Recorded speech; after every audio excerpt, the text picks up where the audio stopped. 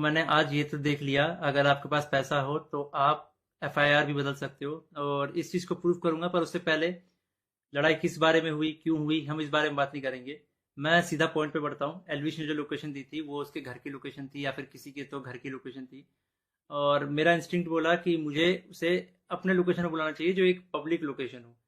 अब मेरे को यही था भाई कि जो भी गलत फहमी है डिबेट से सॉल्व करो। अगर आपको लगता है आप सही हो तो आप डिबेट करो, मेरे को लगता है मैं सही हूँ, मैं डिबेट करूंगा। तो कुल मिला के शब्दों से ही जीतना था इस चीज को। और मैंने पूरी तैयारी की थी। मैंने वहां पे सोफा वोफा सब लगाया था कि जब एलविश भाई आएंगे तो वहां बगल में बैठेंगे, ये वो फलान ठिकाना। लेकिन जैसे ही वो आए, एक तो अटैक करना शुरू कर दिया, ऊपर से बहुत सारे बंदों के साथ आए। ऊपर से ये भी नहीं था कि वन ऑन वन फाइट हो, उसके साथ उसके कुछ बंदे थे, वो भी मदद कर रहे थे उसकी। इस तरीके से मदद कर रहे थे कि मैं कुछ कर ही नहीं पा रहा था, क्योंकि मेरे को दो तीन लोगों ने पकड़ लिया था अगल बगल से। अब जब लड़ाई हुई, लड़ाई के बीच में ही एलविश ने मेरे को लगभग ये अपने घुटनों से नाक पे मारा, कई बार हाथों से मेरे सिर्फ मुंह पे मारा। और जब मारा उसके बाद उसने बगल से एक फोन भी उठाया जो दूसरे एंगल पे रिकॉर्डेड है, और फोन से मेरे स्पाइन पे मारा। और आप सभी को पता है अगर स्पाइन पे गलती से भी स्पाइन टूटता है तो आप जिंदगी भर के लिए लावारिस हो सकते हो, अपाहिज हो सकते हो। तो उसके बावजूद उसने मारा मारा। और उसके बाद उसने क्या किया, जान से मारने की धमकी भी दे दी। अब जान से मारने की धमकी एक दो बार नहीं दी, मल्टीपल टाइम्स दी। कम से कम जितना मुझे पता है 3 बार तो दी ही थी उसने धमकी जान से मारने की। और ऑफ कैमरा भी उसने कई बार जान से मारने की धमकी दी।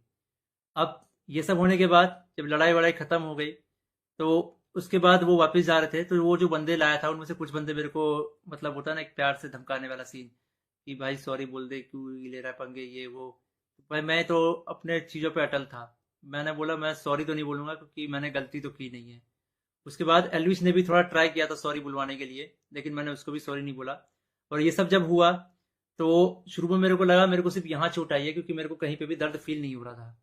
तो मेरे को शुरू शुरू में सिर्फ यहाँ चोट आई। उसके बाद 1 डेढ़ घंटे बाद मेरे को यहाँ पे दर्द होना शुरू हुआ, और फिर 2 से 3 घंटे बाद मेरे पूरे स्पाइन में दर्द होना शुरू हुआ। और इस तरीके से हुआ कि मैं सो ही नहीं पाया। सुबह 4 बजे मैंने सोने का ट्राई किया था, मैं दोस्त के घर साकेत गया हुआ था। मैंने सोने का ट्राई किया, अनफॉर्चुनेटली मैं दर्द से सो ही नहीं पाया।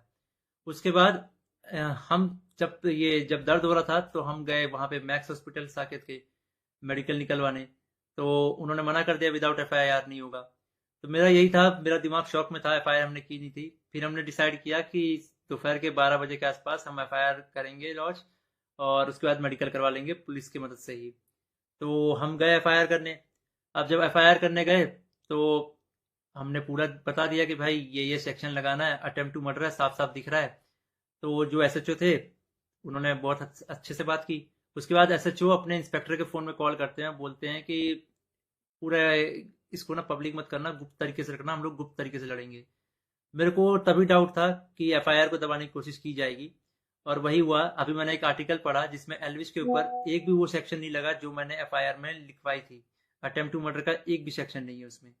तो कुल मिला के मैं क्या समझूं, अगर आपके पास पैसा हो तो आप एफआईआर भी बदल सकते हो। मतलब हरियाणा में इस तरीके से गुंडागर्दी चल रही है कि एक बंदा आता है, मारता है, और उसके खिलाफ कोई एक्शन नहीं होता, उसको पुलिस पकड़ के लेके नहीं जाती। यहाँ पे इस बात को 24 घंटे हो चुके हैं, और वो बंदा अभी हंस रहा होगा कि उसको कोई पकड़ के नहीं ले गया, उसको फर्क ही नहीं पड़ा होगा। मैं हरियाणा के सीएम खट्टर जी से रिक्वेस्ट करना चाहूंगा कि इस गुंडे अलविश यादव को अरेस्ट करवाओ। इसका बैकग्राउंड बहुत खराब है, जिस तरीके से ये यूथ को इंस्पायर कर रहा है, वायलेंस को प्रमोट कर रहा है, उससे साफ साफ पता लग रहा है यूथ बहुत गलत वे में मोटिवेट हो रही है इससे। और ये चीज़ बहुत ही खराब है। तो खट्टर जी, मैं इंडिया के कानून पे बहुत भरोसा करता हूँ, लेकिन अगर यहाँ पे नाइंसाफी हुई तो एक तरीके से बहुत सारे लोगों को ये तो समझ में आ जाएगा कि इंडिया का कानून सिर्फ गरीबों के लिए बना है, अमीरों के लिए नहीं बना है। तो मैं नहीं चाहता कि ये कानून भी, ये एफआईआर भी दब जाए। और साफ साफ पता लग रहा है दबाने की कोशिश की जा रही है इस एफआईआर को। अगर ये एफआईआर दबता है तो ये इंडिया के कानून की हार है। मैं आप लोगों से रिक्वेस्ट करूंगा, गुरुग्राम पुलिस को और खट्टर जी को इस ट्वीट में टैग करो, और उनको रिक्वेस्ट करो कि एलविश यादव को जितनी जल्दी हो सके, इस गुंडे को जितनी जल्दी हो सके अरेस्ट करा जाए। क्योंकि अगर कोई भी ऐसे मार के निकल जाएगा और फिर अपने स्टोरी में डालेगा कि भाई वर्क डन, तो खुल्लम खुल्ला यही है कि वो वायलेंस को प्रमोट कर रहा है, और उसको पता है कि उसका कोई कुछ नहीं बिगाड़ सकता। तो एक तरीके से ये इंडिया के कानून की हार है। तो अभी जो मैं एफआईआर लिखवा के आया था, मुझे उसकी कॉपी भी नहीं मिली, और मुझे लगता है मिलेगी भी नहीं। बोला तो वैसे सुबह मिल जाएगी, लेकिन आई डोंट थिंक सो, क्योंकि आर्टिकल में साफ साफ दिख रहा है कि एफआईआर के जो सेक्शन है वो बहुत अलग किए गए हैं। तो इंडिया के कानून का मजाक ना बने, तो आप लोगों से एक आखिरी बार रिक्वेस्ट है, सीएम खट्टर जी को गुरुग्राम पुलिस के ऊपर टैक्स अटैक किया जाए, ताकि ये मामले को वो लोग सीरियसली ले। इन द एंड, अगर इस बीच में मुझे कुछ भी होता है, मेरे पे कोई भी जानलेवा हमला होता है, इसका जिम्मेदार एलविश यादव होगा, या फिर उसके दोस्त होंगे, या फिर गुरुग्राम पुलिस होगी जिसने मेरे एफआईआर को पूरा का पूरा बदल दिया, और पता नहीं क्या एफआईआर लिख दिया। और ये ये इंडियन कानून की बेइज्जती है, ये तो मैंने देख लिया। कुछ नहीं भाई, अगर तुम्हारे पास पैसा हो तो कुछ भी कर सकते हो, ये तो मैंने देख लिया भाई।